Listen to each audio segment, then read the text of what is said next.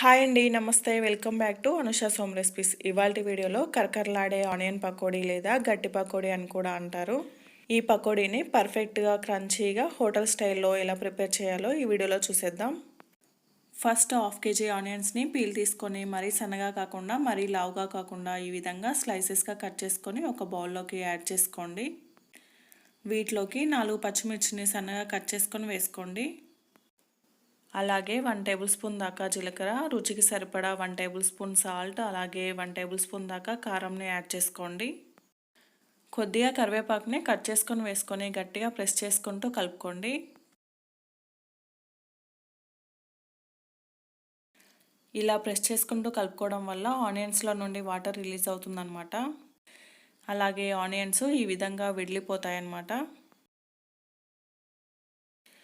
ఇలా కలుపుకున్న తర్వాత ఈ ఆనియన్స్లోకి కప్పున్నర దాకా శనగపిండిని యాడ్ చేసుకోండి. కప్పున్నర శనగపిండికి 1/2 కప్పు దాకా బియ్యపిండిని వేసుకోండి. బియ్యపిండికి రీప్లేస్లో మీరు కార్న్ఫ్లోర్ కూడా యాడ్ చేసుకోవచ్చు అనమాట. రైస్ ఫ్లోర్ యాడ్ చేయడం వల్ల పకోడీలు క్రిస్పీగా వస్తాయండి. ఈ పిండి అంతా ఆనియన్స్కి పట్టేలాగా కలుపుకోండి.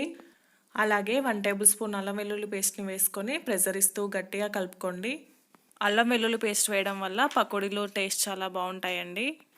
ఆల్మోస్ట్ ఆనియన్స్లో ఉండే వాటర్ సరిపోతుందన్నమాట. ముందుగా వాటర్ ఏమీ యాడ్ చేయకండి. పిండి మొత్తం కలిపిన తర్వాత ఒకసారి కన్సిస్టెన్సీని చూసుకొని కొద్దిగా వాటర్ యాడ్ చేయండి. ఇలా కలుపుకున్న తర్వాత కొద్దిగా వాటర్ యాడ్ చేసుకొని కలుపుకోండి.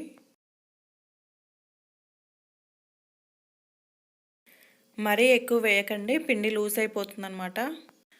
దీనికి ఆనియన్స్ నుండి వచ్చే నీరే సరిపోతుంది. పిండి ఎంత గట్టిగా ఉంటే పకోడీలు అంత క్రిస్పీగా వస్తాయన్నమాట. ఈ కన్సిస్టెన్సీ ఉండే విధంగా పిండి కలుపుకొని ఆయిల్ హీట్ అయిన తర్వాత కొద్దిగా పిండి చేతిలోకి తీసుకొని వేళ్ళతో పొడి పొడిగా వేస్తున్నట్లు వేసుకోండి. మరీ పొడి పొడిగా కాకుండా వేసుకోండి. పకోడీలని వంటరాని వారైనా మొదటిసారి పకోడీ చేసినా సరే పకోడీలు ఎలా వేసినా పర్ఫెక్ట్గా కుదురుతాయండి. ఈ విధంగా వేసుకున్న తర్వాత ఈ పకోడీని మీడియం ఫ్లేమ్ మీద 2 సైడ్స్కి టర్న్ చేసుకుంటూ గోల్డెన్ బ్రౌన్ కలర్ వచ్చేంత వరకు ఫ్రై చేసుకోండి.